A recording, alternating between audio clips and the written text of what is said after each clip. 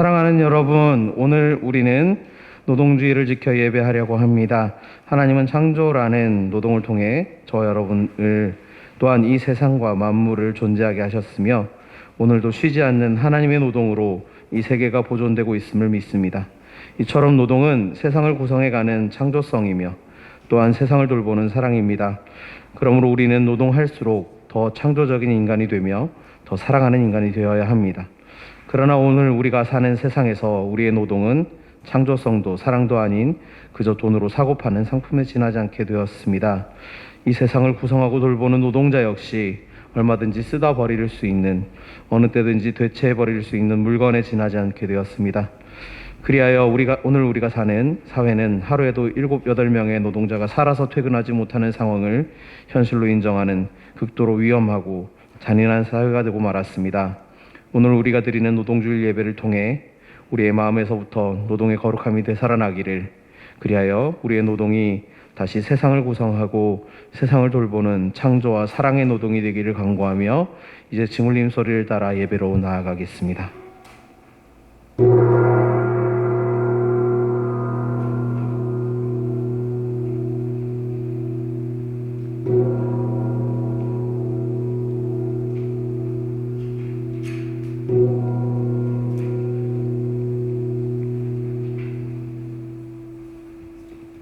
일당직은 다치는 순간 수많은 생각이 머릿속을 지나간다. 아파서 그러는 게 아니다. 다치면 내 자리는 대체되고 내 일이 없어지기 때문이다. 다치면 내 일이 없어지기 때문이다. 함께 임대송 부르겠습니다.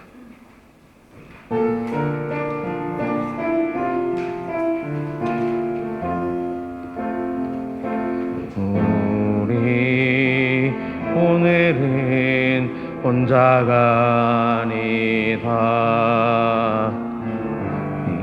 이제껏 흘린 눈물 많으나 우리가 비로소 얼굴을 마주하니 내 주여 이곳에 오소서. 우리 오늘은 혼자가 아니다.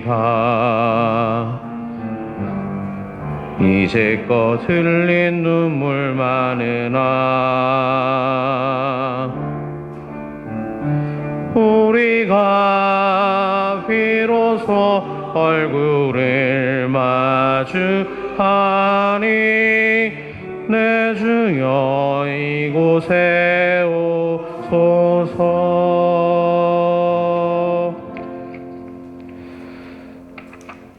세상 모든 것에는 손길이 깃들어 있지. 나의 손길이 그리고 우리의 손길이. 그것을 알게 되었다는 건 땀과 눈물의 시간이 쌓였다는 증거.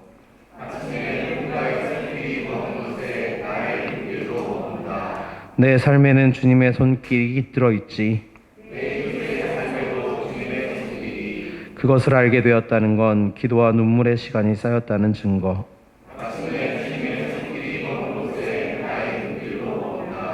나의 손길이 닿는 모든 것에 누군가를 향한 마음을 담는 오늘이기를.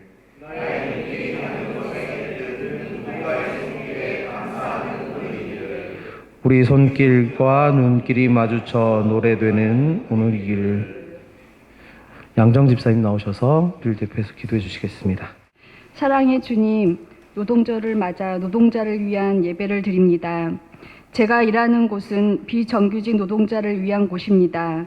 해마다 연말이면 해고되었다가 새해엔 다시 계약서를 작성해야 하고 내가 고용되어 있는 회사가 2년마다 바뀌는 그런 사업장, 내 차로 이동하면서 돌봄 서비스를 제공해도 교통비도 제대로 지급받지 못하는 돌봄 노동자인 노인생활지원사, 장애인활동지원사, 아이돌봄 선생님, 생활 폐기물 수거 노동자들의 유일한 승진인 운전원이 되고 싶어 사용자에게 수십 년간 노예처럼 새벽에 출근하고도 퇴근하지 못하고 사용자의 또 다른 사업장에 사용자의 집으로 불려가 노동하는 생폐 노동자, 공무원과 똑같은 업무를 하지만 공무원 시험을 보지 않았다는 것으로 법 규정에도 없이 운영관리비 지출이라는 이름으로 존재하는 공무직 노동자, 노동조합에 가입했다는 이유로 면접 점수 1등을 받고도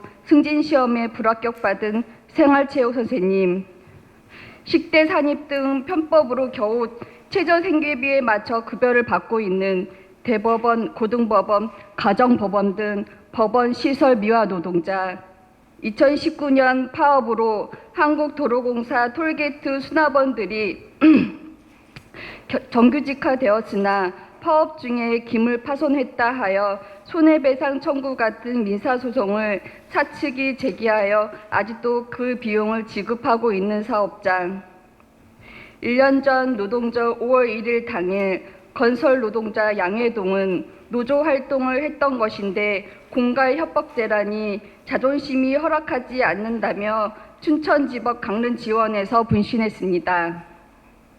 택시 운전자 방영환, 그도 회사가 법을 준수하지 않자 투쟁을 벌이다 사측이 채꼬챙이를 휘두르며 협박하는 등 노동 탄압과 괴롭힘으로 분신으로 항거했습니다.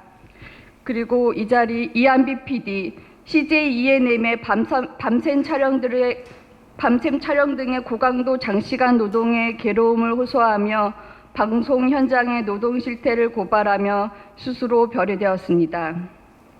정부나 사용자, 기업가들은 노동이라는 말을 병적으로 싫어합니다. 그 노동이라는 말 안에는 죽을 수도 있다는 열사들의 숭고한 정신이 깃들어 있기 때문입니다. 아침에 일어나서 각자의 노동 현장에서 일하다가 퇴근하고 소박한 밥상 앞에서 주님께 감사의 기도를 드리며 일용할 양식을 나누는 평화로운 하루를 지내고 싶습니다. 모든 노동 현장이 재난이 현장이 되는 지금과 같은 상황에서 좀 더 주체적이고 서로를 보듬어주는 연대하는 노동자가 될 수 있기를, 노동과 기도가 삶이 되는 기독교인이자 노동자가 될 수 있기를 주님께서 보살펴 주시기를 바라며 이 모든 말씀 주님의 이름으로 기도드립니다. 아멘. 오늘 저에게 주신 하나님의 말씀은 신약성서 요한일서 4장 7절에서 21절 말씀입니다. 사랑하는 여러분, 서로 사랑합시다. 사랑은 하나님에게서 난 것입니다. 사랑하는 사람은 다 하나님에게서 났고 하나님을 압니다.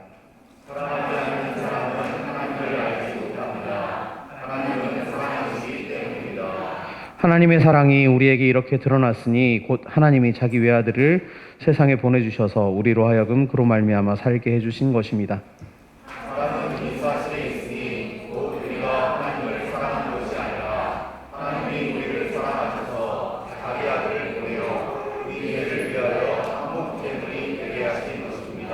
사랑하는 여러분, 하나님께서 이렇게까지 우리를 사랑하셨으니 우리도 서로 사랑해야 합니다.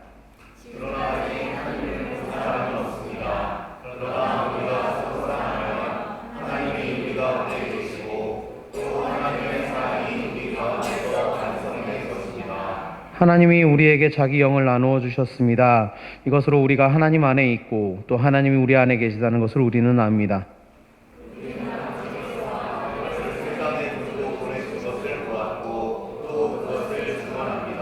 누구든지 예수를 하나님의 아들로 시인하면 하나님이 그 사람 안에 계시고 그 사람은 하나님 안에 있습니다.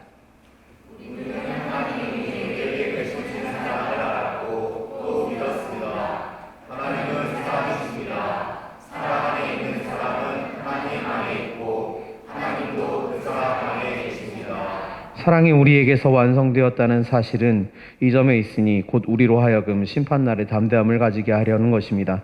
우리가 이렇게 담대해지는 것은 그리스도께서 사신 대로 또한 우리도 이 세상에서 그렇게 살기 때문입니다.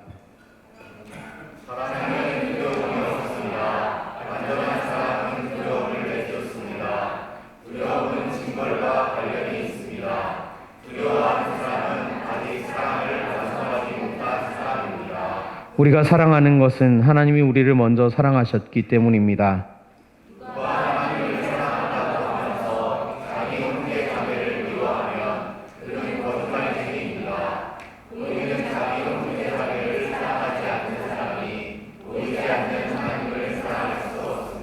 함께 읽겠습니다. 하나님을 사랑하는 사람은 자기 형제 자매도 사랑해야 합니다.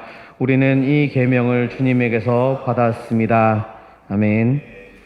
예, 특송이 있는데요. 성문필 찬양대 나오셔서 특송하실 때 아까 시작 전에 함께 불러보셨으니 한 목소리로 불러봤으면 좋겠습니다.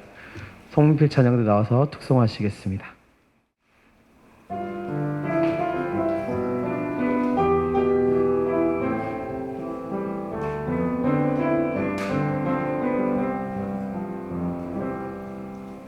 우리는 모두 다 일을 하는 사람입니다. 우리는 모두 똑같이 소중한 사람입니다. 우리는 모두 다 누군가의 가족입니다. 우리는 모두 사랑하는 사람을 위해 일을 합니다. 내가 일하다 다치면 가슴 무너지고요. 집에 못 돌아가면은 가족은 어떠합니까? 우리는 모두 다 일을 하는 사람입니다. 우리는 모두 사랑하는 사람을 위해 일을 합니다.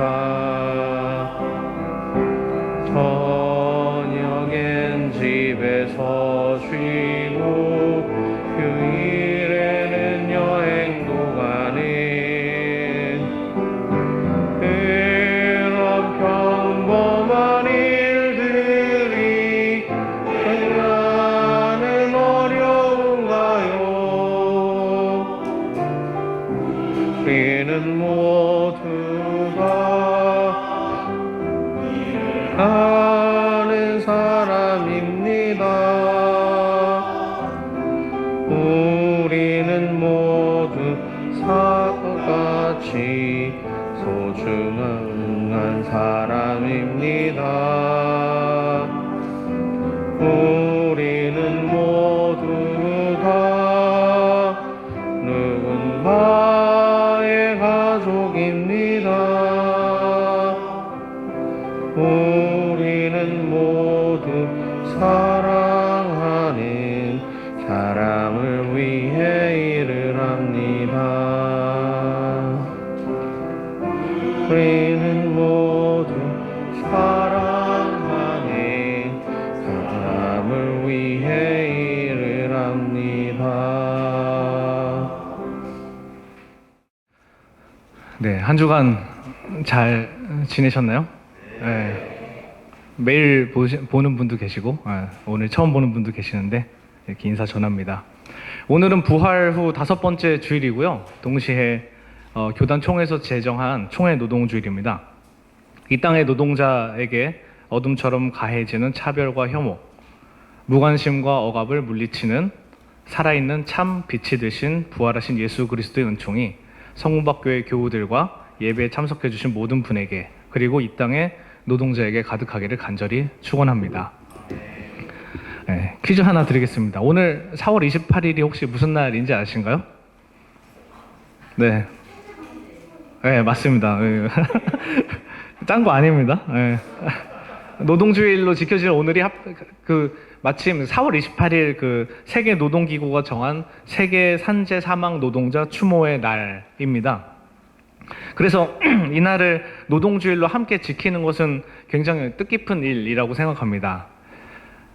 세계 산재 사망 노동자 추모의 날은요, 1993년 5월 10일 태국의 한 장난감 공장에서 일어났던 화재 사고를 계기로 제정되었습니다.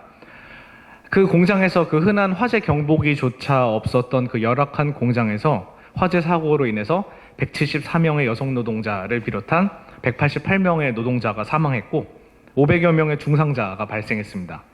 왜 이렇게 커다란 인명피해가 났을까요? 불이 나면 대피하면 되는 건데 그렇게 못할 이유가 있었을까요? 비극적이게도 이런 대형 참사가 발생한 이유는요, 이 장난감 공장에서 가난한 노동자들이 그 예쁜 인형과 그 장난감을 훔쳐나가지 못하게 하려고 바깥에서 공장 문을 잠근 채 일하게 했기 때문입니다. 더욱 충격적인 사실은요, 이 화재 사고가 났던 그 해에 이미 이 공장에서 몇 차례 소규모 화재가 발생했는데 제대로 된 조치조차 하지 않았다는 것입니다. 밖에서 인형을 가져나갈까 문은 걸어 잠그고 화재 경보기도 하나 없고 이미 불이 몇 번이나 나는 공장인데 그런 공장에서 이렇게 정말 안일하고 부실하고 어떻게 보면 폭력적인 대처로 인해서 더 큰 사고가 발생해 버린 것입니다. 사고 3년 후인 1996년 4월 28일 노동자들과 국제노동조합 대표들은 그 뉴욕 유엔본부 앞에서 사고 희생자들을 추모하며 촛불을 들었고요. 그 노력의 결과로 그 유엔 지속 가능한 발전위원회 회의, 그 당일 회의에서 산재 사망 노동자를 위한 묵념을 공식 행사로 만드는 성과가 이루어졌습니다. 그래서 그걸 계기로 국제노동기구는 그날을 산재 사망 노동자 공식 추모일로 지정했고요.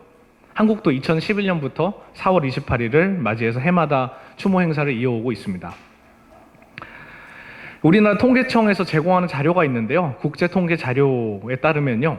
1993년 당시 한국은 태국과 거의 유사한 노동자 10만 명당 치명적 산업재해 수를 보이고 있다는 것을 확인할 수 있습니다. 태국은 10만 명당 치명적 산업재해 수가 29.2건, 94년 당시. 그때 한국은 29.0건이었습니다. 큰 차이가 없죠? 93년 당시에 1인당 국민 총소득이 한국은 약 9,000달러쯤 되었고 태국은 2,000달러쯤 됐습니다. 그러면 이제 30년이 지나고 나서 한 2019년쯤에 1인당 국민 소득은 한국은 32,000달러가 되었고 태국은 7,500달러가 되었습니다. 경제 규모의 차이가 더 커졌죠? 그런데 그렇다면 이제 10만 명당 치명적 산업 재해 수는 어떻게 달라졌을까요? 한국이 더 성장을 많이 했으니까 조금 더 줄었을까요? 2019년 기준에 태국은 5.5건, 한국은 4.6건으로 그렇게 크게 달라지지 않았다는 것을 확인할 수 있었습니다. 한국이 태국보다 무려 5배나 높은 경제 성과를 보였는데도 불구하고 과거에나 현재나 태국과 유사한 수준의 중대 산업재해 수준을 나타내고 있다는 것을 통계를 통해 확인할 수 있습니다. 반면에요, 태국은 그 일로 이후 중대 산업재해를 줄이기 위해서 많은 노력을 했습니다. 특별히 태국의 안전보건 노동 시민사회 활동가들은 비극적인 화재 사고 이후 태국의 노동안전보건의 체계를 세우는 데 많은 노력을 기울였고요. 보건복지부나 정부부처와 함께 산업재해 예방위원회를 설립하기도 했습니다. 태국은 그렇게 노력하였는데 그러면 우리나라는 그 기간 동안 30년 넘는 그 기간 동안 중대 산업재해를 줄이기 위해서 태국에 비해서 그럼 3배, 4배 더 많은 노력을 했을까요? 2020년 11월입니다. 한국 타이어 공장에서 노동자가 벨트에 끼어 사망하는 사고가 발생했습니다. 사고의 원인은 빠르게 회전하는 기계에 사람이 가까이 다가가면 자동으로 이렇게 기계를 멈추게 하는 그 센서인데요. 그 센서가 이제 고장 나지 않아서 사고가 발생한 것입니다. 그렇게 사고가 발생하고 2년 후에 같은 증상으로 기계가 오작동하는 것을 금속노조 한국타이어 지회장이 확인을 했습니다. 그래서 그것을 발견하자마자 사측 관리자에게 설비 오류에 따른 안전 문제를 지적하며 안전이 확인될 때까지 그 작업을 중단할 것을 요청했습니다. 당연한 처사죠. 위험한 일이 바로 발생할 수 있는 거고 불과 2년 전에 사람이 사망했는데도요. 그런데 사측 현장 관리자는 권한이 없다고 하면서 그 작업 중지를 거부했습니다. 하지만 위험한 상태에서 작업을 진행할 수 없다라고 판단했던 그 노동자는 그 산업안전보건법에 따라서 작업 중지권을 발동했습니다. 노동조합이 근로감독관에게 연락해 노동청의 시정 지시를 받고 관리자에게 설비를 멈추고 안전을 확보한 후에 작업을 재개해야겠다고 말했습니다. 네, 여기까지 이제 잘 됐죠? 그런데요, 회사는 아무 이유 없이 설비 가동을 중지시켜 회사에 큰 손해를 끼쳤다고 해서 노조원들에게 손해배상을 청구했습니다. 2020년 8월 다른 회사인 현대제철에서 기중기의 레일 파손을 발견한 사내하청 노동자가 작업 중지 요구를 했습니다. 하지만 현대제철은 그 요구를 거부하고 레일을 돌렸습니다. 결국 기중기가 레일에서 이탈하는 사고가 발생했지만요, 사측은 오히려 해당 노동자에게 감봉이라는 징계를 내렸습니다. 공장 문만 걸어 잠그지 않았을 뿐이지 노동자가 안전을 확보하기 위한 어떠한 수단이나 그 탈출구를 잠궈 놓은 것, 크게 다르지 않다는 것입니다. 심지어 30년도 훨씬 지난 대한민국에서 말입니다. 뿐만 아닙니다. 해외에 유명 기타를 만들고 콜트콜텍 해고자 투쟁으로 잘 알려진 우리나라의 콜트 기타 공장에는 이렇게 훤히 있는 창문이 하나도 없었다고 합니다. 왜 그런지 아시나요? 노동자들이 창밖을 보고 딴 생각을 할까봐 였다고 합니다. 서울의 고급 빌딩에서 일하는 청소 노동자들이 계시는데요, 화장실에서 점심 도시락을 먹거나 비상 계단에서 쪽잠을 주무십니다. 왜냐하면 청소 노동자들을 위한 휴게실은 따로 없기 때문입니다. 서울의 한 유명 대학에서 근무하던 경비 노동자는요, 무더운 여름날 한 평도 되지 않는 그 계단 아래 공간 아시죠? 그 계단 아래 공간에서 잠시 몸을 누이시다가 더위에 지쳐 사망하셨습니다. 유해 화학물질로 가득 찬 반도체 공장에서 특정 정말 위험한 공정이 있는데 그 위험에 노출된 노동자는요, 그 숨진 뒤에 업무상 재해를 받을 수 있었습니다. 그것도 10년이 지나서 말입니다. 두 명이서 안전하게 작업을 진행해야 하는 스크린도어, 지하철역 스크린도어 수리를 홀로 감당하다가 목숨을 잃은 구의역 김군. 평택 항만에서 홀로 일하다가 컨테이너에 깔려 목숨을 잃은 비정규직 노동자 이선호. 태안화력발전소 컨베이어 벨트를 홀로 점검하다가 숨진 청년 노동자 김용균. 방송계에 만연한 갑질과 노동자를 착취해야만 가능한 그 부조리한 제작 환경들을 홀로 감내해야 했던 살아있는 양심 이한비 PD에 이르기까지. 이렇게 계속 비극적인 사건이 일어나고 나서야, 발생하고 나서야 법이 바뀌고 회사가 그제서야 나옵니다. 그것도 근데 잠시뿐이란 것을 우리는 알고 있습니다. 기존의 산업안전보건법이 제대로 작동되지 않기 때문에 시민사회 노동계는 힘을 모아서 재작년 중대재해처벌법을 제정했습니다. 근데 그 정말 처벌의 수위를 높여서 정말 이 책임지게 하자라는 의도에서 출발했지만 산업안전보건법 수준보다도 낮은 검찰의 구형과 법원의 선고로 인해서 점점 약하고 아니면 처벌받지 않은 그런 선례만 계속 쌓여가고 있는 실정입니다. 태국은 특별히 어떤 산업재해를 방지하는 그런 기술이 있어서 그랬을까요? 저는 그렇지 않다고 생각합니다. 우리는 뭐 특별한 기술이 없어서 이렇게 돼 있는 거 아니지 않습니까? 그렇다면 우리는 이 자리에서 어떻게 사회를 조금은 더 안전하고 행복하게 만들 수 있을지 고민하지 않을 수 없게 됩니다. 저는 오늘 노동주의 예배인 만큼 성서의 전통을 통해서 이 질문에 대한 답을 조금씩 찾아보려고 합니다. 성서는 모든 인간의 존엄성과 생명의 가치를 높게 평가하고 있습니다. 출애굽기 21장에서는요, 상해나 사고가 발생했었을 때 보상에 대해서 언급하고 있고요. 정말 몇 년 엄청 오래 전이잖아요. 그런 법률에서조차 작업장 안전의 중요성을 인식하고 있다는 것을 우리는 확인할 수 있습니다. 그리고 신명기 22장 8절에는요, 새로 집을 지을 때 난간을 설치해서 추락 사고를 방지하라라는 명령도 찾아볼 수 있습니다. 그건 어떻게 보면 예방적 안전 조치의 중요성을 강조하는 것이라고도 볼 수 있겠습니다. 그리고 무엇보다는요, 성서는 서로를 사랑하고 내 이웃을 내 몸과 같이 사랑하라는 가르침을 전합니다.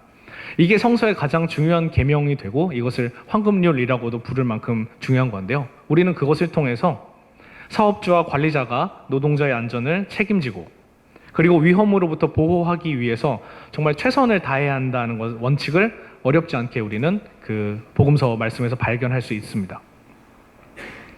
그렇게 본다면 성서의 관점에서 볼 때 노동 현장에서의 안전이라는 것이 단순히 어떤 법적 의무를 지키는 것을 넘어서서 어떤 인간에 대한, 노동자에 대한 사랑과 배려의 어떤 실현이라고 볼 수 있습니다.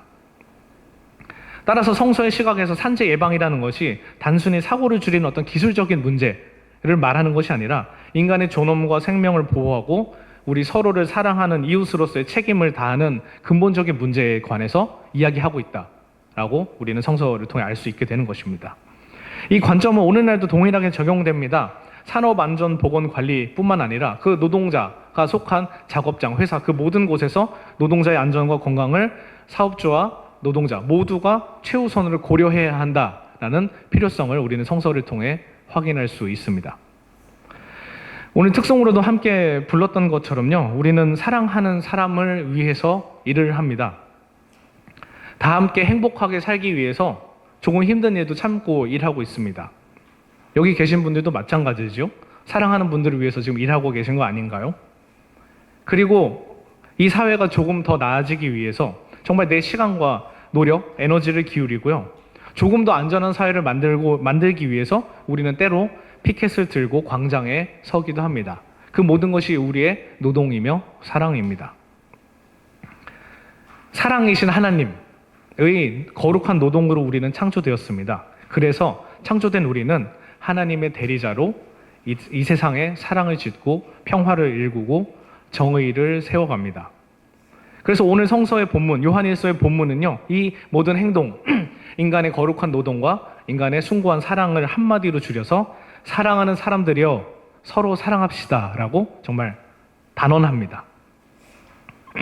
네, 그렇습니다. 우리는 성령을 통해서 우리가 하나님 안에 있고 그리고 하나님 안에서 우리 안에 계시다는 것을 알게 됩니다. 그래서 우리는 그 믿음이 있기 때문에 하나님께서 베푸셨던 사랑과 노동을 따라 우리도 마땅히 사랑을 할 수 있는 존재이며 거룩한 노동을 할 수 있는 존재라는 것이 오늘 본문의 증언이 되겠습니다. 그래서 이 사랑과 노동의 여러 가지 속성이 있겠지만 가장 중요한 속성이 바로 하나님과 우리가 연결되어 있고 우리 모두가 연결되어 있어서 사랑할 수 있듯이 그렇게 사랑과 노동의 속성은 우리가 모두 연결되어 있다는 데서 가장 큰 의미를 지닐 수 있겠습니다.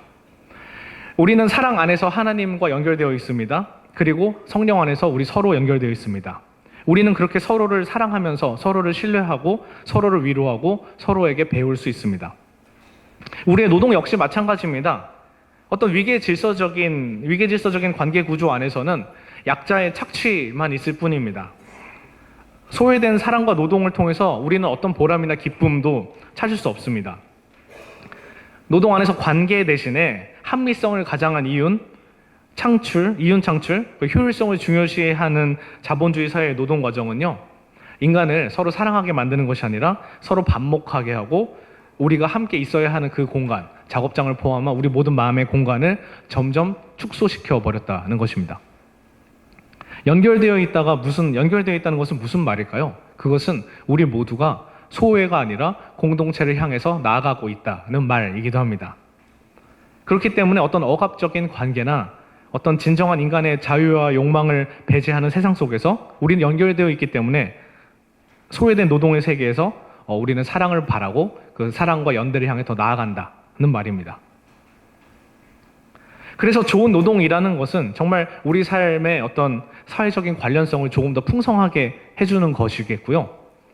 그것들은 우리 자신들과 다른 노동자들 간의 경험을 통해서 더욱 풍성하게 증언되고 증폭됩니다. 오늘 성서 전과 그 복음서 말씀을 제가 따로 읽지는 않았는데요. 요한복음의 말씀에 이런 말이 있습니다. 포도나무 가지가 포도나무를 떠나서 열매를 맺을 수 없다라고 하는 것처럼 정말 우리는 그리스도를 떠나서는 사랑할 수 없으며 그리스도 안에서 서로 연결되어 있기 때문에 그리고 서로를 위한 노동하는 존재가 될 때 그때 우리는 하나님 나라의 풍성한 열매를 맺게 된다는 말입니다. 포도가 포도나무를 떠나서 열매를 맺을 수 없다라는 이 간명한 그 노동의 진리에서 출발한 겁니다.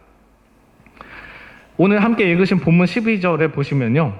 우리가 하나님을 본 적이 없더라도 우리가 서로 사랑하면 하나님이 우리 가운데 계시고 하나님의 사랑이 우리 가운데서 완성된다고 증언합니다. 그게 하나님의 사랑이며 하나님의 거룩한 노동의 어떤 현현이라고 생각합니다. 하지만 사랑과 노동의 값이 매겨지는 순간 노동은 그 목적을 잃어버리게 됩니다. 그에 따라서요, 노동자는 사람이 아니라 수단으로 전락해버리고요. 그리고 사랑의 자리를 채워야 할 것을 대신해서 탐욕이나 거짓된 자기애, 파괴적인 집착이 자리 잡게 되는 것입니다. 그랬을 때 정말 안전과 우정, 노동이 있을 공간은 사라져 버립니다. 오늘 본문에서 누가 하나님을 사랑한다고 하면서 자기 형제를 미워하면 그것은 거짓말을 하는 것이라 증언되어 있습니다.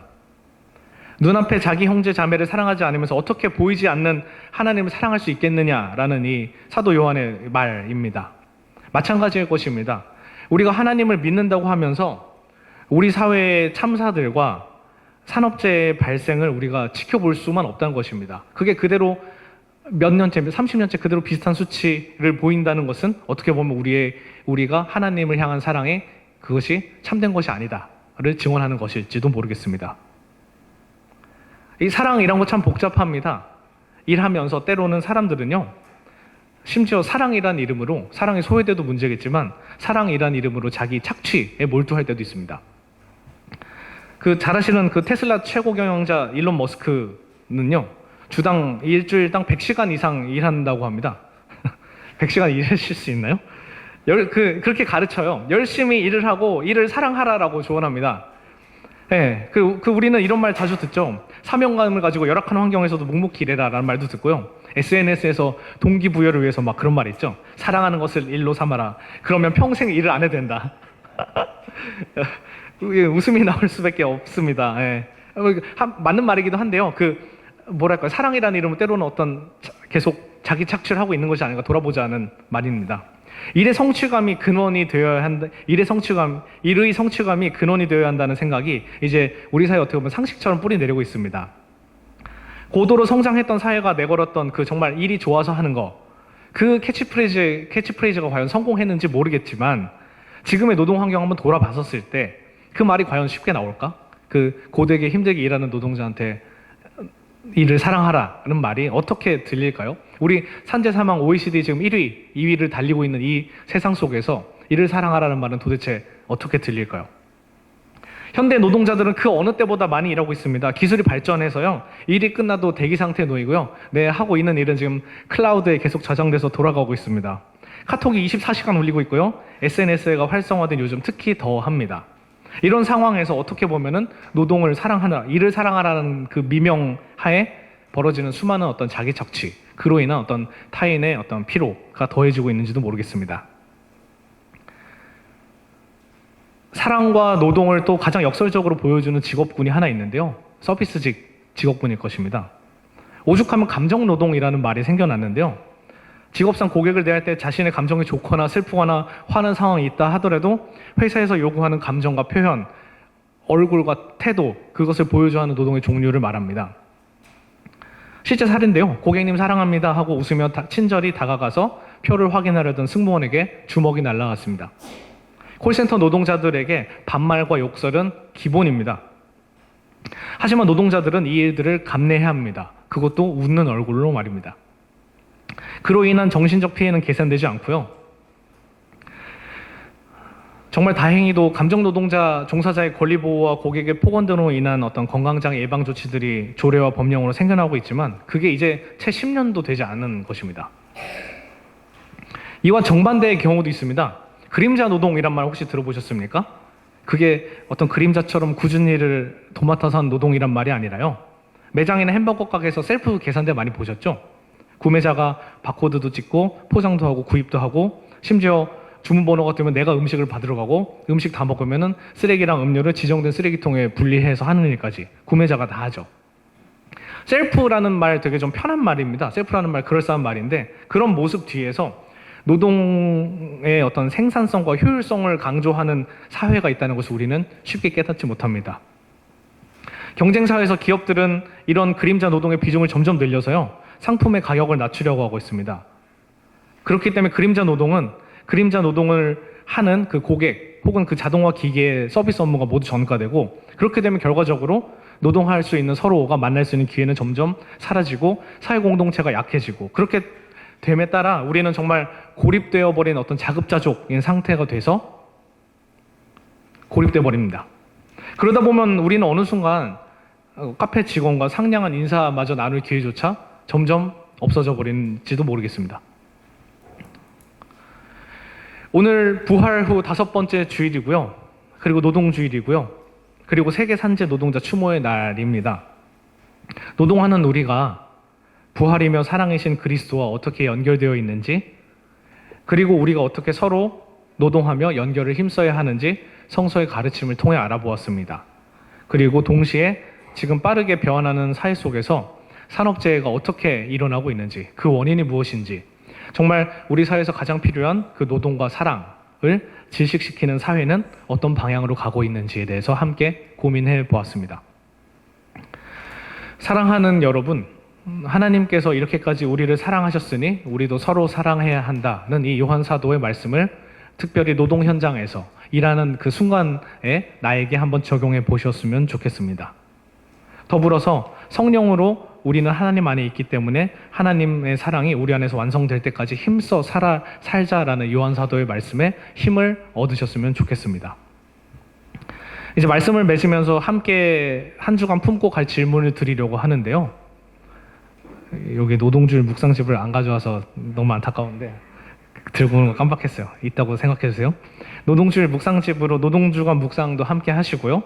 각자 속하신 일터에서 노동과 사랑의 의미가 무엇인지 한 주간 어떤 깊은 성찰들이 있기를 바랍니다. 그런 성찰들이 떠오르셨으면 함께 서로 나눠주셔서요. 정말 우리가 함께하는 일들이 서로 연결되어 있고 우리 사회의 관계가 누구 하나 소외될 수 없다는 것을 각자 속한 자리에서 증명해 주셨으면 좋겠습니다. 오늘 우리는 서로 사랑하고 있습니까? 한번 옆에 좌우 좀 둘러봐 주시겠습니까? 차분하게 바라봐 주세요. 이거 쏘는 눈빛 말고 사랑의 눈빛으로 한번 바라봐 주세요. 우리 서로 사랑하고 있나요? 네. 아, 정말요? 고맙습니다. 오늘 우리는 사랑을 목표로 노동을 하고 있습니까? 네. 이윤의 목표가 아니라 사랑을 목표로 노동하고 있나요? 그리고 오늘 그 산재 그 추모의 날을 맞아서 정말 산자와 죽은 자의 교통이 되시는 하나님을 믿으며 우리를 사랑으로 연결하시는 그 성령님의 성실한 노동이, 사랑이 우리 모두와 함께 하신다는 것을 고백하시나요? 그리고 오늘 부활 5째 줄인데요. 죽음을 이기신 부활의 그리스도로 말미암아서 우리가 이 땅을 조금 더 안전하게, 거룩하게, 그리고 사랑스럽게 바꾸어가는 노동에 동참하고 계시나요? 오늘 노동주일 생명의 그리스도께서 노동하는 우리들에게 사랑을 베풀어 주시기를, 그리고 산재로 인해 함께 슬퍼하는 이들과 서로 연결되어 모두가 소외되지 않는 그 세상을 만들어갈 수 있는 사랑을 허락해 주시기를 기도합니다. 아멘. 한빛 엄마 김혜영입니다.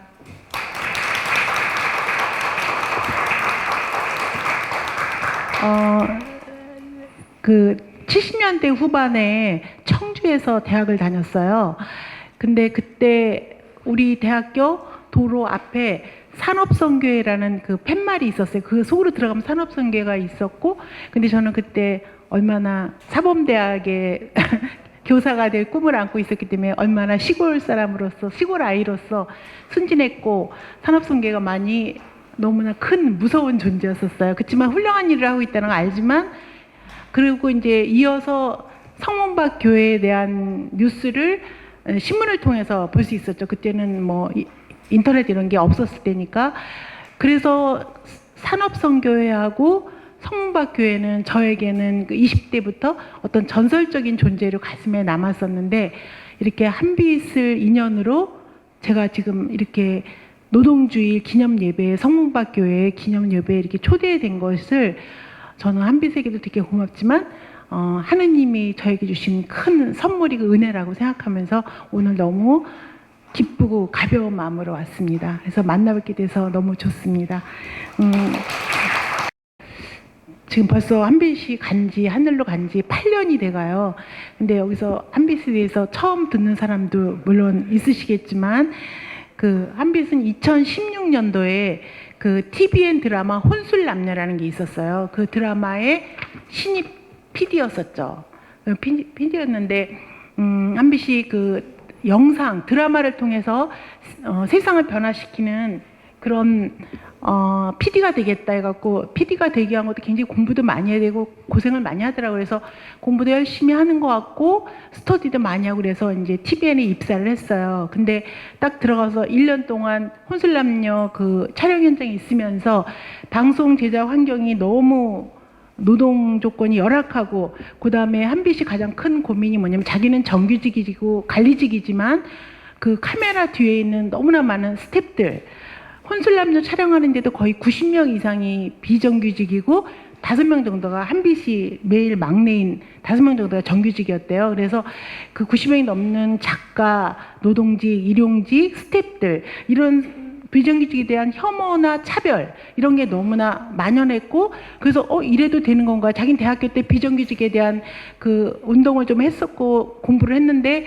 너무 현실적으로 그게 이해가 안 돼서 이렇게 문제 제기를 하면은 야 그냥 2, 3년만 개기면 너도 스타 PD가 되고 고액의 연봉을 받을 수 있다. 그냥 원래 이 바닥 이래 이런 식으로 하면서 한빛을 외롭게 따돌림시키고 고립시키고 이러니까 거기서 느끼는 한빛이 절망감 또는 모멸감 이런 게 굉장히 심했고 그다음에 대학교 때 그렇게 열심히 살았던 그런 비정규직 해결을 위해서 했는데 나는 정작 정규직이 돼서 비정규직들을 이렇게 할 수밖에 없는가 난 개선할 수 없는가 이런 게 커서 자기도 이제 절망 속에서 이렇게 떠나게 됐어요. 그래서 2016년 세상을 떠났는데 그래서 이제 근데 한빛의 이것도 슬픈 일이지만 한빛의 죽음으로 인해서 방송계가 얼마나 열악했는가 실태가 처음으로 드러난 거예요. 보통은 방송가 그러면 화려한 스크린, 뭐 탤런트들의 그 고액 그 돈 받는 거 연예인들 그다음에 스타 PD들의 고액 연봉 이런 거로만 보고 한 번도 방송계가 문제가 있다는 거를 몰랐는데 한빛이 그거를 다 문제 제기를 하고 떠났기 때문에 이제 방송계는 이제 처음으로 이게 수면 위로 드러나게 된 거죠. 그래서 한빛이도 거기 보면은 여기서 나도 노동자에 불과하지만 적어도 그네들 앞에서 노동자를 쥐어짜는 관리자 이상도 이하도 아니다. 이미 지쳐있는 노동자들을 독촉하고 등 떠밀고 제가 가장 경멸했던 삶이기에 더 이해하기는 어려웠다. 근데 저는 좀 슬프지만 이해는 되더라고요. 이런 한빛의 상황이. 근데 그게 뭐 이런 결과까지 왔었나 이런 생각이 들지만 그랬어요. 그래서 곧바로 저희는 가족은 이거는 사회적 타살이다. 한빛의 개인의 죽음으로 끝나면 이 세상은 여기서 또 멈춘다 그래가지고 저희가 장례식을 끝내고 대책위를 만들어서 가족 대책위에서 시민 대책위로 확대되면서 했는데 뜻밖의 너무나 많은 시민과 청년들이 내가 이한빛이다 그래가면서 협조를 해주고 연대를 해줬어요. 그래서 결국 나중에 그 CJ ENM의 그 대표의 공식 사과를 받고 마무리될 수 있었죠. 그래서 그 한빛이 이제 죽은 이후에 이제 카메라 뒤에도 사람이 있다라는 것을 이제 사람들이 각인하게 됐고, 그다음 저희는 그 보상금을 받아서 한빛 미디어 노동 인권센터를 설립을 했어요. 근데 저희도 사실 한빛 아빠인데 한빛 아빠는 정말 온 몸과 정신을 바쳐가지고 여기에 그냥 몰입을 한 거예요. 둘 다 부부교사였었거든요. 그러니까 평범했던 부부교사가 이제 이런 시민단체 일에 뛰어들게 됐고 사회 문제에 뛰어들게 된 거죠. 근데 한빛 아빠 고생을 많이 했죠. 왜냐면 자기의 몸을 갈아 넣으면서까지 필요했으니까. 근데 저희는 딱 두 가지였어요. 한빛이 고발했던 과제를 이어가야 된다. 부모로서 이걸 해결해 줘야 된다. 그러면서 다시는 한빛과 같은 청년의 희생이 없어야 된다. 그 다음 두 번째, 자식이 죽음으로써 우리 집은 완전히 파괴됐고 정말 산산박살이 나서 더 이상 행복이나 이런 건 없거든요. 그러니까 이런 가정을, 우리 같은 이런 파괴적 슬픔을 가진 가정을 다른 가정에서 겪게 해서는 안 된다. 이 두 가지만 갖고 한빛센터를 우리는 설립해서 나갈 수 있었던 거죠. 그래서 세웠고, 그리고 이거는 2019년에 이한열 기념관에서 보고 싶은 얼굴전이 있었어요. 그때 여기 세 번째가 조지성 목사님이세요. 조지성 목사님이고 저 끝에가 한빛인데 그때 이한열 기념관에서 이렇게 6분 거를 이렇게 그 사진전을 했었는데 저도 그때 이제 조지성 목사님은 잘 몰랐지만 산업선계를 알고 있었기 때문에 그때 슬픈 와중에서도 너무 반가웠던 그런 기억이 나요. 그래서 그 다음에 조지성 목사님 편견을 읽으면서 대단하신 분이구나 이제 그걸 느꼈는데 이때는 이제 저는 산업선계만 알고 있었던 거죠. 그래서 그때 같이 전시회를 했었어요. 근데 그때 이제 한빛이 전시회에 나왔던 이 작품인데 이우강 사진작가가 청계천에 있는 전태일 열사의 동상이고 앞에는 한빛이 대학교 1학년 때 친구들하고 놀러 갔던 사진을 가지고 저렇게 얼굴을 바꿔가면서 조합을 해놨더라고요. 그래서 이게 어떻게 해서 그렇게 된 거지 했더니 이우강 저 선생님이 그 작가가 쓴 거기 보니까 그 한빛의 작품을 만들기 위해서 이렇게 막 자료집을 보다가 한빛 그 대학교 다닐 때 원룸에 그 책꽂이가 있었는데 전태일 평전이 딱 눈에 보였대요. 그래서 그걸 딱 보는 순간 전태일 평전이 생각이 났고, 그리고 한빛 자료를 보면서 한빛이 사실 전태일 열사도 관리직이잖아요. 밑에 여공들은 요새 말하면 비정규직이나 마찬가지죠. 그러니까 여공들을 밟고 그 사람들을 착취해가지고 더 많은 생산물을 만들어내면 자기는 부자도 될 수 있고 뭐 가게도 차릴 수 있고 사장도 될 수 있음에도 불구하고 전태일 열사는 자기의 조건은 중요하지 않고 여공들의 그 비정규직들의 여건이 얼마나 환경이 노동 조건이 나쁜 거에 대해서만 고민을 했고, 그래서 거기에 개선을 위해서 몸을 바쳤고, 그리고 또 풀빵 정신이라고 그래갖고 전태일 열사면 풀빵 정신을 해서 그 수유리까지 집인데 그 걸어가는 버스 차비를 아껴서 그걸 가지고 풀빵을 사서 그 배고픈 여공들에게 그걸 주고 자기는 걸어가다 통행금지에 걸려서 파출소에서 잔 적이 아주 너무 많았잖아요. 이제 이런 두 가지를 보면서 한빛이 자기는 정규직 PD고 원래 이 바닥은 이러니까 그냥 한 2, 3년만 여기서 그냥 비정규직들을 착취하면서 자기도 괜찮은 드라마를 만들어서 뜨면은 출세할 수 있는 그런데도 불구하고 한빛은 왜 비정규직들을 이런 식으로 하지? 그리고 카메라 뒤에도 사람이 있는데 왜 아무도 카메라 뒤에 대해서는 아무도 얘기를 안 하지? 그리고 이렇게 살아서는 안 된다. 사람을 감동시키는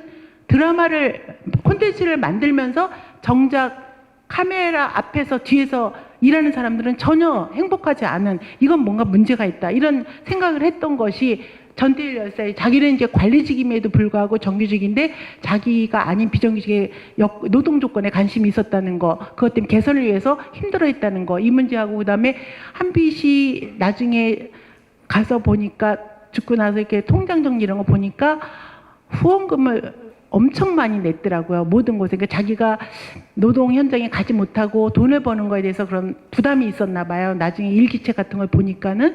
근데 PD 월급이 좀 높긴 했지만 너무나 많은 금액을 그 포도원 주인의 나중에 온 사람까지도 이런 것처럼 소외된 자 열악한 곳에 엄청 돈을 많이 보냈더라고요. 그리고 마지막 유서에도 엄마 아빠 제 통장에 돈이 좀 남아있을 거예요. 근데 엄마 아빠는 아시겠죠? 이거 적당히 좀 잘 나눠서 주세요. 이러고 갔더라고요. 그래서 그런 정신이 전태일 열사랑 좀 비슷해서 자기는 이렇게 만들었다, 이제 이런 얘기를 하더라고요.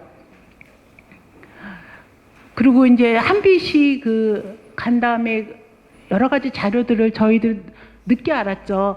근데 2014년도 세월호가 났던 해 가을에 서울대 대학문학상회가 영화평론 부분에서 수상한 소감을 이렇게 읽어보니까 맨 마지막 부분에 올겨울은 춥단다. 세월호 참사와 정리해고로 아픈 모든 이들, 언제나 나를 이해해주는 부모님까지 덜 추운 겨울을 보냈으면 한다. 그래서 아들이 참 따뜻한 마음을 가지고 있었구나. 그냥 아들이지만 존중할 수밖에 없겠구나. 이런 청년이 있었다면 우리나라 미래는 참 밝겠구나. 이런 생각을 했는데 너무 그게 안타깝고 많이 힘들었었습니다. 그래서 한빛이 이번에도 제가 이 노동주의 묵상집을 쓰면서 포도밭 주인이 마지막에 온 사람까지도 데려다 일을 시키고 1시간 일해도 똑같이 월급을 주었다는, 수당을 주었다는 걸 보면서 이 소외된 자, 약한 자, 노동하기에 힘든 여건에 있는 사람들까지도 다 끌어안는 그 하나님 나라의 노동 일터를 갖다 많이 생각하면서 한빛 생각이 많이 났었어요. 그리고 한빛이, 제가 이제 세월호 리본을 4월 달에도 잘 안 달고 다니고, 세월호 리본을 달고 다니면 사실은 좀 전철에서도 저는 허리가 아파서 앉고 싶은데, 앉으면 아유 세월호 리본 달고 저렇게 앉아 있어 이럴까봐, 그럼 세월호를 욕먹게 할까봐 쓱 뛰고 그랬거든요. 그런 사람들 한빛이 저한테 화장대 위에 이만큼 문구보 갖다 놨다가 결국엔 나한테 가방에 달아주면서 기억하기 위한 작은 의식이다, 엄마. 이건 달아야 된다. 혼자보다는 함께 할 때 우리는 소망을 이루기가 쉽고, 연대할 때 혼자라는 외로움에서 벗어날 수 있다. 이런 말을 하면서 달아줘서 그때 그 연대라는 게 뭔지를 제가 느끼게 됐었죠. 근데 나중에 보니까 한빛 그 모든 비밀번호에 연두 또는 연두, 쉼표, 빛이라는 맛이 있는 거예요. 그래서 얘가 연두색을 좋아했나? 그냥 그렇게 생각했어요. 근데 몇 년 후에 한빛 친구한테 물어봤더니 한빛 연두요? 걔 연두 단어 좋아했어요. 그랬더니 무슨 뜻이야? 연두색을 좋아했어? 그랬더니 아니요. 연대의 두근거림으로 빛나는 해서 연두라고 그러더라고요. 그 말을 듣는 순간 가슴이 정말 너무 뭉클했죠. 그래서 한빛이 항상 주변에 소외된 자, 약자들과 항상 나누려고 했었구나. 한빛 잘 살았구나. 그런 생각이 들어서 더 안타깝고 막 그랬었어요. 그래서 저는 기억이라는 거, 이태원에 가보면 그 이태원 그 12구 희생자 거기 길에 가보면 기억은 힘이 세다라는 말이 있거든요. 전 이 말을 믿어요. 근데 한빛도 8년이 지나니까 점점 사람 기억에서 옅어지고, 지금 뭐 이한열을 지금 중학생들이나 초등학생들은 기억을 못하듯이, 그런데 우리가 왜 기억을 했더니 기억은 2014년도에 세월호가 있었다. 세월호 사건이 있었다. 참사가 있었다. 2016년도에 한빛이 이러이러한 문제로 죽었다. 이거를 기억하는 거, 인지하는 거, 이거를 넘어서서 그 세월호 참사나 한빛의 죽음이 우리 지금 현재 살아가는데 우리 삶에 어떤 변화를 주고 우리 삶을 어떻게 영향을 끼치나, 이것까지 우리가 고민하고 더 나아가서 우리 미래를 위해서 희망의 씨앗을 심는 것에 이들의 참사나 죽음이 기억돼야 된다는 생각이 들었어요. 그래서 저는 기억이라는 게 힘이 세다는 걸 인정을 하고, 그리고 한빛을 계속 기억하기 위해서 세월호를 저도 자꾸 기억하면서 저를 다지곤 하는데, 이 발터 베냐민이라는 철학자가 그런 말을 했더라고요. 회역이라는 단어를 썼더라고요.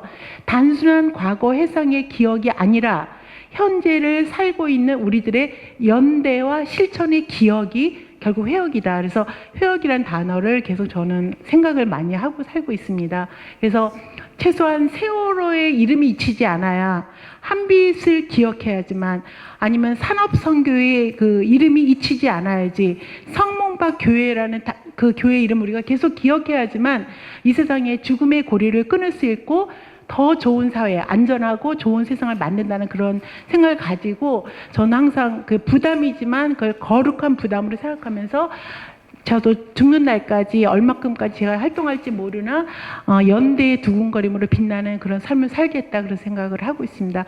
오늘 초대해 주시고 귀한 시간 할애해 주셔서 너무 감사합니다. 고맙습니다.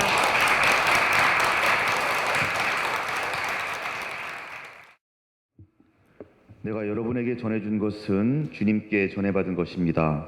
곧 주님께서 잡히시던 날 밤 빵을 들어 감사를 드리시고 그 빵을 떼시고 말씀하셨습니다.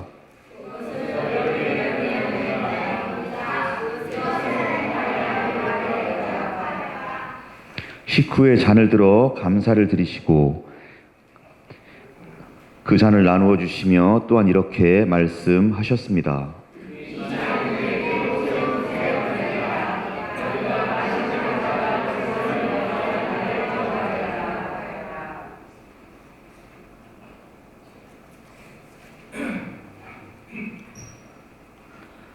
주님, 오늘 우리 앞에 놓인 이 빵과 포도즙에서 생명의 신비와 노동의 거룩함을 보게 하소서.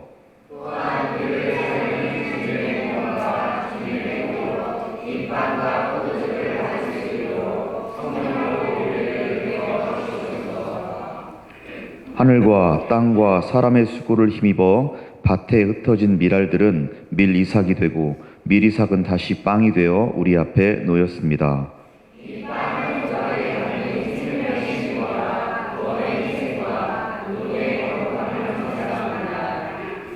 물과 바람, 흙과 햇빛, 그리고 사람의 땀으로 연근 포도송이가 포도즙이 되어 우리 앞에 놓였습니다.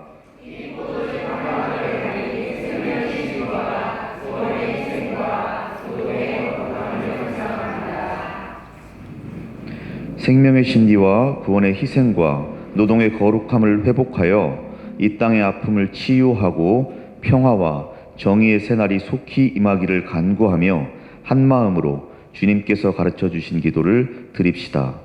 제 마음에 하늘에 계신 하나님, 비록 제 마음이 지옥 같을지라도 하나님의 이름은 거룩히 빛나시며 말 대신 신음이 터져 나오는 죽음의 상황에서도 당신의 이름을 부르게 하소서. 모든 것이 우리를 버릴 때 하나님의 나라가 우리에게 오게 하시며 하나님의 뜻이 이루어지게 하소서. 비록 땅에서는 서로 죽일지라도 하나님의 뜻은 살림이며 땅에서는 생명의 끝으로 보이는 것이 하늘에서는 생명의 시작임을 믿습니다. 오늘 우리에게 일용할 양식을 주소서. 그리고 이 양식을 위해 기도하게 하소서. 우리가 혹시라도 하나님이 주신 양식을 서로 나누지 않거나 또는 배가 불러 나 자신이 하나님의 은총과 타인의 돌봄 없이 살아갈 수 없는 가련한 피조물임을 잊지 않도록 하소서. 죄와 유혹은 우리를 생명의 근원이신 하나님에게서 분리하고 자신을 미워하게 하며 타인을 착취하게 할 뿐이므로 죄와 유혹에서 우리를 보호하시고 하나님의 자유와 생명을 향하여 해방하소서. 아멘.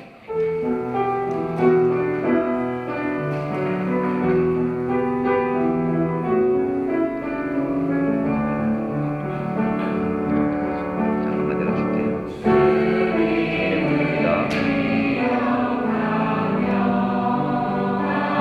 주님의 보혈입니다.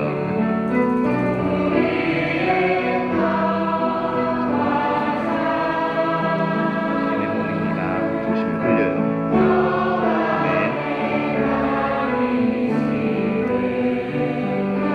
주님의 피입니다. 아멘.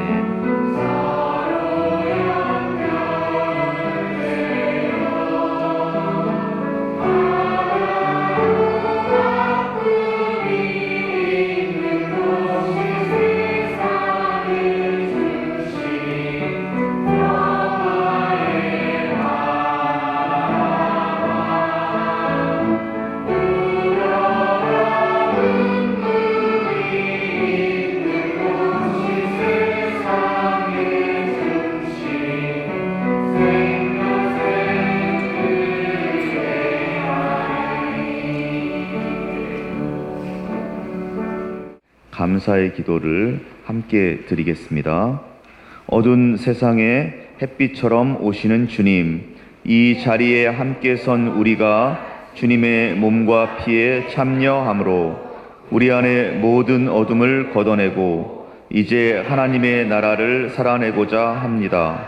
성찬의 은혜에 감사드리오며 우리 삶이 하나님과 사람 앞에서 부끄럽지 않게 하옵소서. 절망의 시대를 살아가지만 소망을 잃지 않고 예수의 심장을 품게 하옵소서. 하나님께서 우리와 함께 계심과 우리 서로 함께 기억하며 담대하게 평화와 정의의 길을 따르게 하여 주옵소서. 아멘. 네, 다음은 보험과 기원의 시간입니다. 성문법교회 송다익 집사님 나오셔서 인도해 주시겠습니다.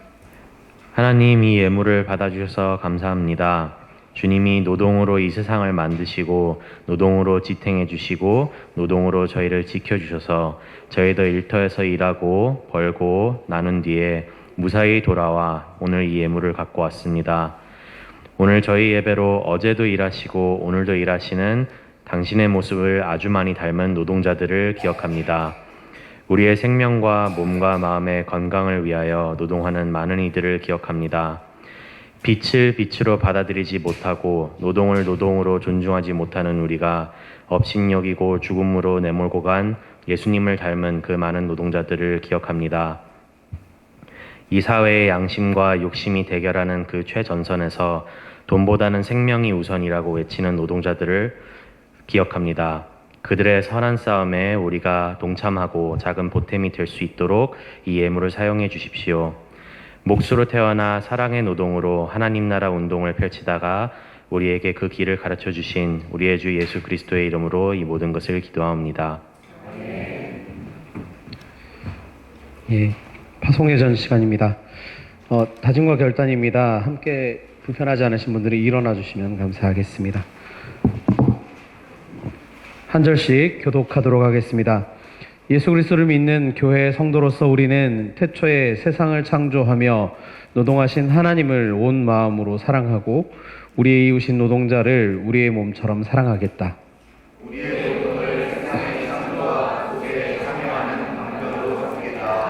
우리의 사업장에서 일하는 이들에게 정당한 대가와 안전한 일터를 제공하고 그들 심신의 건강을 돌보겠다.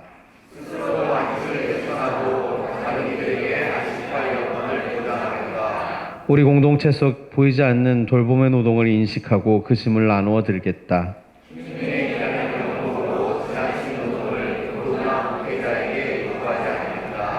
자녀들은 양육을 위해 노동한 부모를 공경하고 부모들은 급변하는 세상에서 전혀 다른 노동을 하게 될 자녀들을 주님이 성육신하신 것처럼 이해하기 위해 노력하겠다.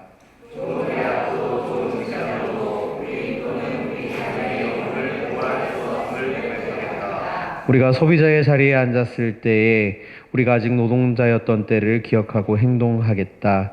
수익을 낚는 어부가 아니라 사람을 낚는 어부가 땅의 보물을 쌓는 이가 아니라 우리 안에 있는 하나님 나라에 쌓는 이가 되겠다. 예.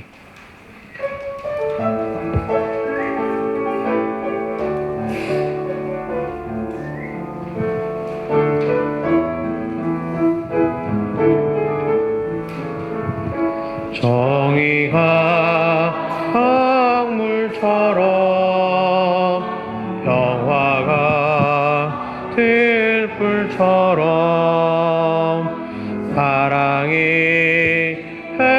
햇빛처럼 하나님 주신 생명 보듬어 희년을 향해 함께 가는 길 주의 약속 굳게 믿으며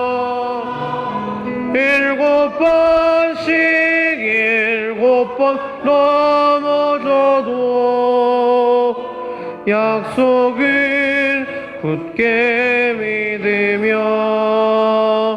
눈물로 씨를 뿌리며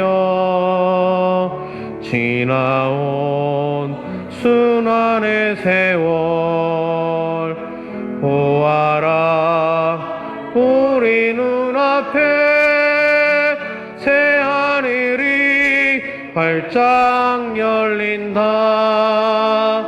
희년을 향해 함께 가는 길 주의 약속 굳게 믿으며